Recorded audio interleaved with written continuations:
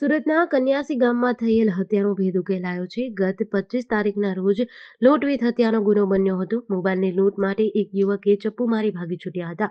યુવકને ચપ્પુ મારતા યુવકનું સારવાર દરમિયાન 30 તારીખે મોત થયું હતું. મોત નીપજતા કિમ પોલીસ મથકમાં હત્યાનો ગુનો નોંધાયો હતો. હત્યા થતાં સુરત ગ્રામ્ય એલસીબી તેમજ સ્થાનિક પોલીસ આરોપીને પકડવા કવાયત હાથ ધરી હતી. પોલીસે તપાસ કરતા હત્યારાઓ અગાઉના ગુનામાં પકડાયા હોવાથી જેલમાં ગયા હતા. જેલમાંથી જામીન મુક્ત થતા એલસીબી પોલીસે હત્યારાઓને ઝડપી પાડ્યા હતા. સુરત ગ્રામ્ય જિલ્લામાં કિમ પોલીસ સ્ટેશનની હદમાં કન્યાસી ગામ છે, ત્યાં ઇન્ડસ્ટ્રીયલ એરિયા આવેલો છે.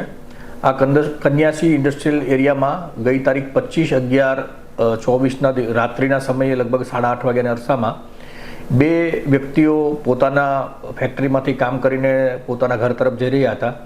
એ વખતે એક પિહાન નામના વ્યક્તિ કે જે ઓરિસ્સાના વતની છે, એ અને એમના મિત્રને બે મોટરસાઇકલ ઉપર 3 અજાણ્યા ઈસમો આવેલા અને એ લોકોએ તાત્કાલિક નીચે ઉતરી અને ચપ્પુ બતાવીને મોબાઈલ ફોન લૂંટવાની કોશિશ કરેલી. એ પિહાને એ વ્યક્તિએ પોતે પ્રતિકાર કરેલો અને પોતાના કબજાનો મોબાઈલ ફોન નહીં આપતા એના પેટના ભાગે ચપ્પુ મારીને પિહાનનો મોબાઈલ ફોનની લૂંટ કરેલી અને એના મિત્રના મોબાઈલની ફોનની પણ લૂંટ કરેલી. આ બનાવ બાબતે કિમ પોલીસ સ્ટેશનમાં લૂંટનો ગુનો દાખલ થયેલો અને ગંભીર જે ઈજા કરવામાં આવી એ બાબતનો ગુનો કિમ પોલીસ સ્ટેશનમાં દાખલ કરવામાં આવેલો. આ બનાવ પછી 2 દિવસ બાદ જે પિહાન નામના વ્યક્તિ જેમને ચપ્પુ મારી અને લૂંટ કરવામાં આવી હતી તેનું અવસાન થયેલું અને લૂંટ વિથ મર્ડરની જે સેક્શન છે એ એડ કરવામાં આવેલી. આ બાબતે ગુનાની ગંભીરતાને ધ્યાનમાં લઈ પોલીસ અધિક્ષક શ્રી હિતેશ જોયસર સાહેબની સૂચનાથી એલસીબી, એસઓજી અને સ્થાનિક કિમ પોલીસ સ્ટેશન અને અન્ય પોલીસ સ્ટાફના માણસો આ ગુનાને શોધવા માટે ખૂબ ગંભીરતાથી પ્રયત્નો કરેલા. એલસીબીના પોલીસ ઇન્સ્પેક્ટર શ્રી ભટોળ અને પોલીસ સબ ઇન્સ્પેક્ટર શ્રી શકોરિયાએ રાત દિવસ મહેનત કરી ટેકનિકલ સર્વેલન્સ, મેન્યુઅલ સર્વેલન્સ, સીસીટીવીના એનાલિસિસ અને પોતાના ગુપ્ત બાતમીદારોને કામે લગાડી ઘણા બધા લોકોની પૂછપરછ કરી, ઘણા બધા સીસીટીવી કેમેરાઓને ખંગોળ્યા. આઈસીજીએસ અને ઈ ગુજકોપ જે પોર્ટલ છે એની અંદરથી ભૂતકાળમાં પકડાયેલા ગુનેગારોની માહિતી મેળવી અને ત્યાર પછી ઝીરોઈંગ કરતા આ ગુનામાં કુલ 3 ઈસમો 2 મોટરસાઇકલ લઈને ગયેલા અને એમના નામ મળેલા.